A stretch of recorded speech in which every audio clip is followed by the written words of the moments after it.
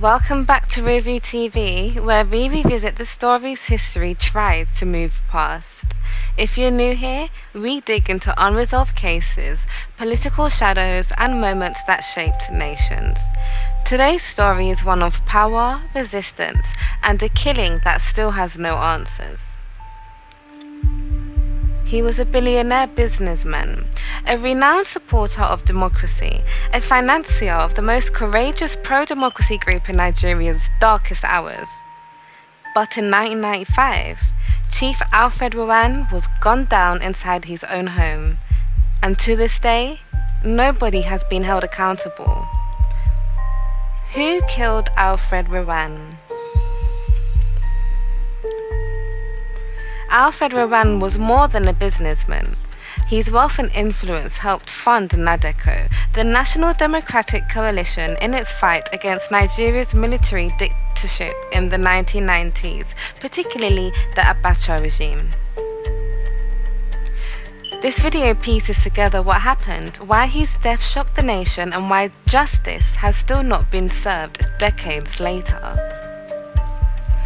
Born Ogbeyewa Erawarone on August 24, 1916 in Warri, Nigeria, Rewane built a business empire spanning import, export, and industrial enterprises.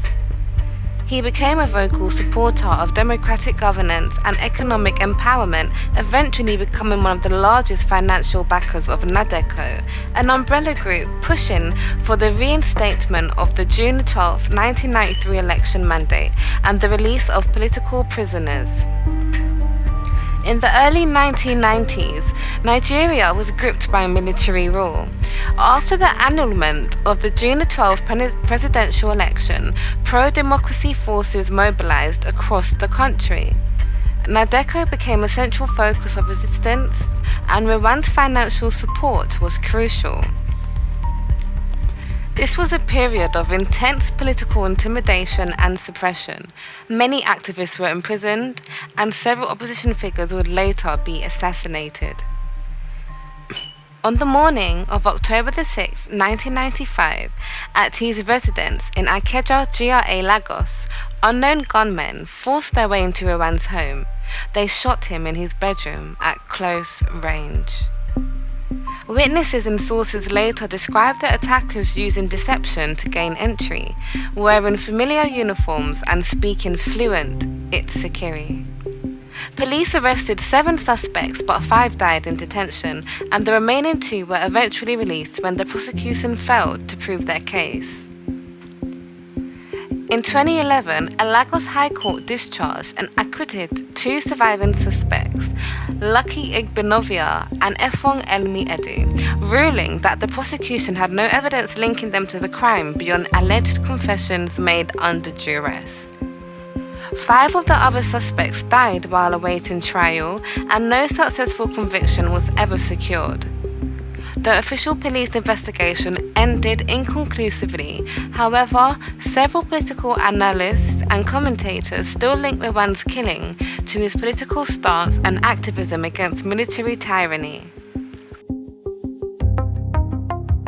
No government has ever provided a credible alternative motive, leaving many observers to conclude political assassination as the plausible explanation. Decades later, the killers remain unidentified and unpunished, a stark reminder of unresolved political violence in Nigeria. Today, Alfred Rewane Gardens in Ikeja, Lagos is named in his memory. Rewane's legacy lives on as a symbol of resistance against tyranny and as a cautionary tale about accountability and justice in fragile democracies.